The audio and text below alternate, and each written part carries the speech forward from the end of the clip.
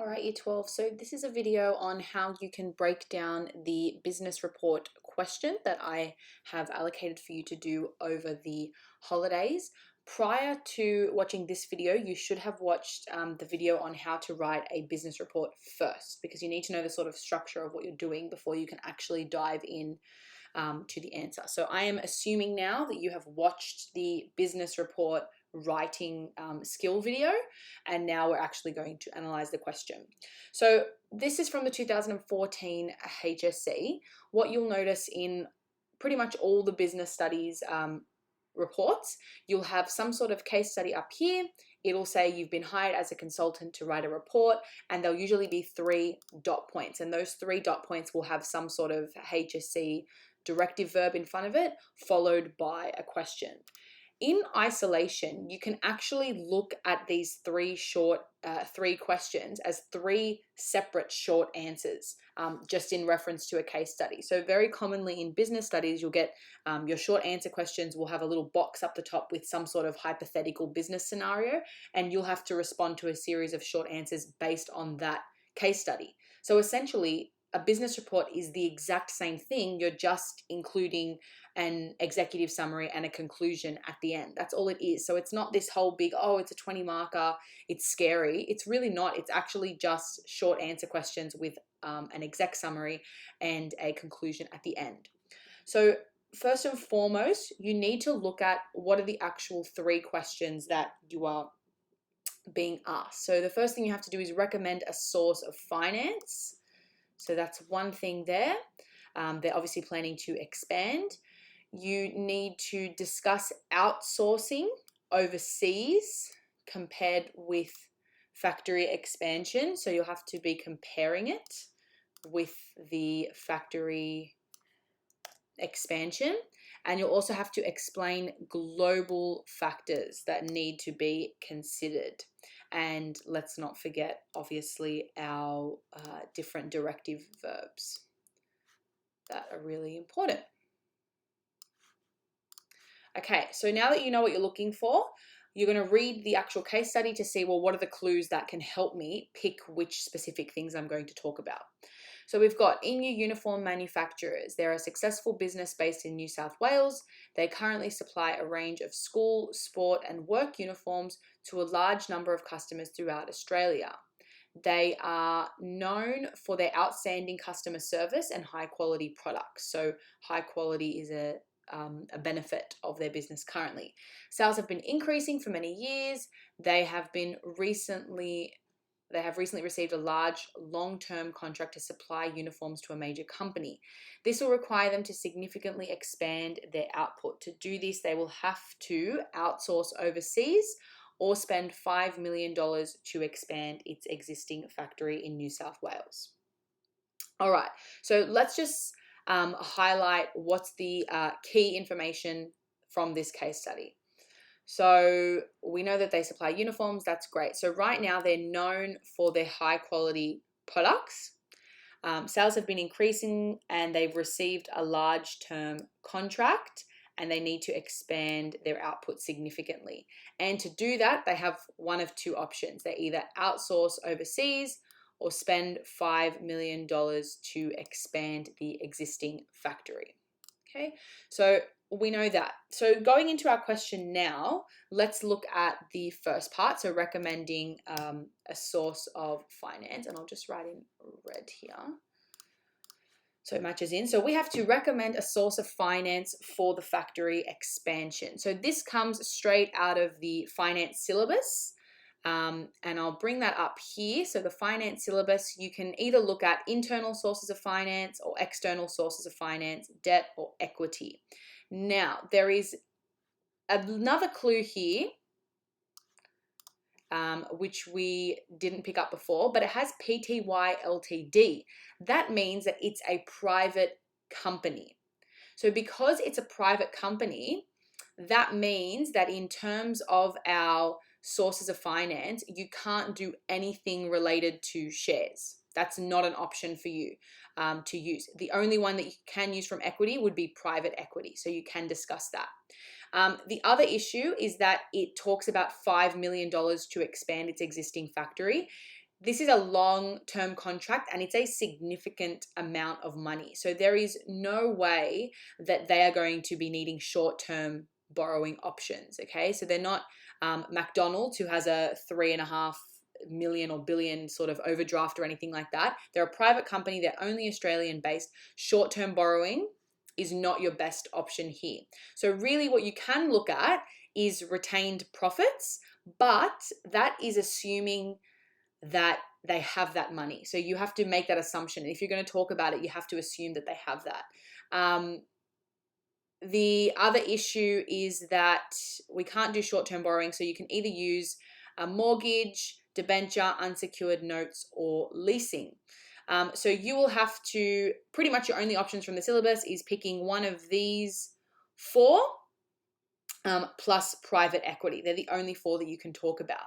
If you actually look in the marking criteria for this, the first dot point in each section of each band tells you what they're looking for. So to get into that band 6, you have to provide reasons in favor, so that's why we're recommending, of an appropriate source of finance for the factory expansion.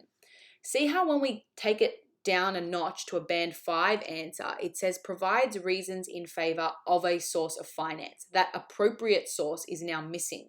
So when I highlighted which ones that you can talk about in the actual syllabus, if you picked one of the mortgage, debentures, unsecured notes, leasing, or private equity, and you've provided reasons in favor for that, you are up here. You are definitely up here.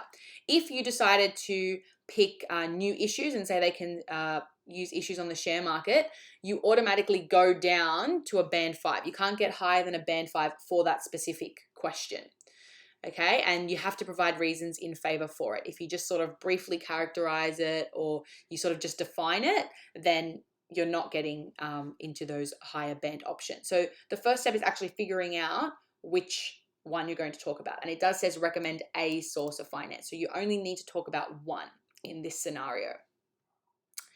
So essentially you will do your subheading for this section. Actually, I might put this here. So if you have your 1.0, you'll have your executive summary. There you'll talk about blah, blah, blah, whatever you're talking about, introducing what you're going to be talking about, providing your overall recommendations, etc. Refer to the other video for what you should be including. Then you'll have 2.0, sources of finance. And then you will talk underneath here. You might have 2.0, sources of finance. Give a brief sort of summary. You can say businesses are able to attain sources of finance from both internal or external sources. These can include yada, yada, yada. Show off that you know your syllabus a bit. Keep it brief though. A really good thing, a really good option, because you are doing a business report, you can actually include like a mind map underneath here. So you could put a mind map underneath here and say these are all the different sources of finance, or you could say sources of finance can be internal or external, and external can be debt and equity. You can show all of that, but very, very briefly. And then we'll go into 2.1 and we're just going to say they are going to issue, what are we talking about? We'll say they're going to use private equity. Okay. Actually, I just realized now that debentures is usually, they have to be sold on the stock exchange. So that's a public company that needs to do that. So debentures is actually not an appropriate source of finance. So excuse me for that. So we'll say private equity. Then I'll give a brief definition of what private equity is, and then I will recommend, so provide reasons in favor as to why private equity is the best source of finance for EMU uniform manufacturers. You'll say they're a private company. It allows them to get the money without actually going into debt. They won't have to repay interest on it. They do have to consider that they might have to dilute their ownership because they might be getting other investors buying shares into the business, but the benefits of that outweigh the negatives of having to pay interest on $5 million, etc., etc. So you will give all your reasons why that will happen. Then you'll go into discussing outsourcing compared with factory expansion. So you might have your next heading as outsourcing comparison to factory expansion. So you'll have your outsourcing, and then you have to discuss. So we know that discuss means provides points for and or against. So in your syllabus, there is a section in the operation syllabus that talks about outsourcing, advantages and disadvantages of that. So that's what you're referring to here. And like it says, to get that band 6 part for here, you identify issues and you provide points for and against outsourcing compared with the factory expansion. Okay.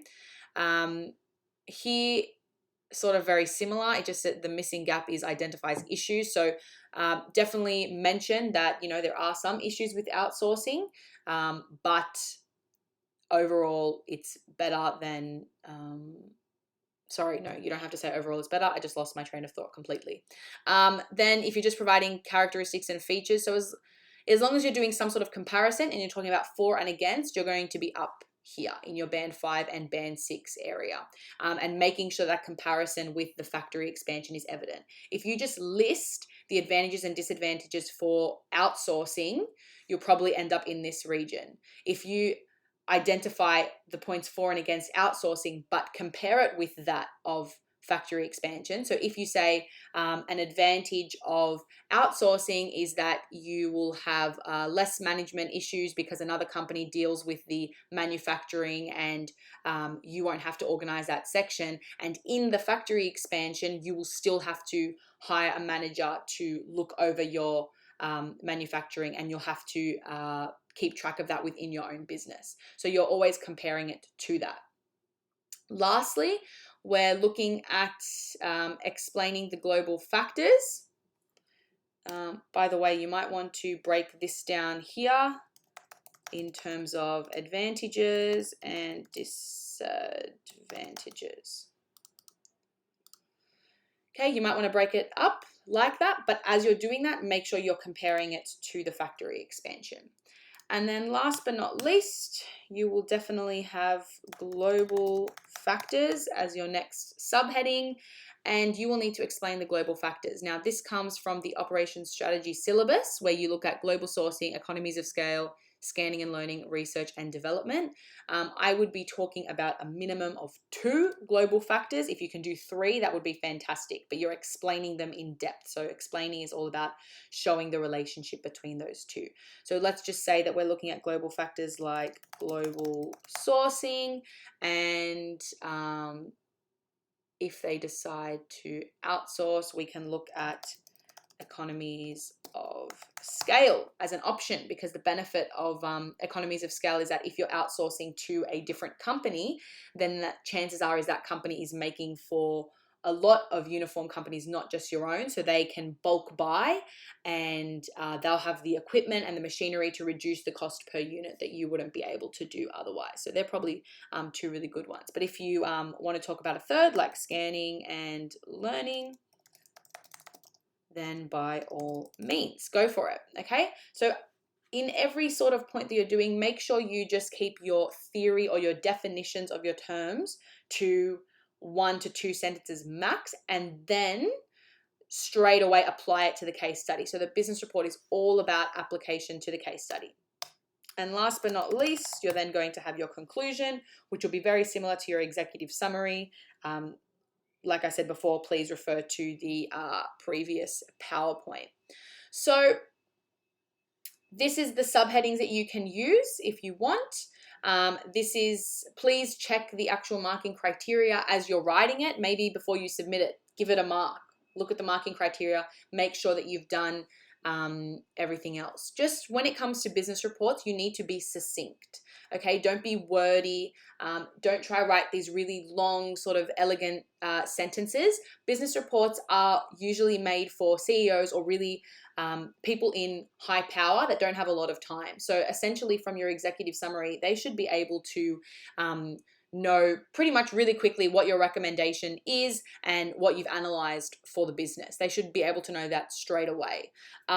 If it's all wordy, no one's going to want to look at it, no one's going to want to read it. So have your subheadings. You may use dot points. You can use mind maps or tables in order to present information. So if you wanted to do the outsourcing in the terms of a table, like you could definitely do that. I don't know how you do that in an exam situation, but they're all part of features of business reports in general. So I hope this helped, and good luck with your writing.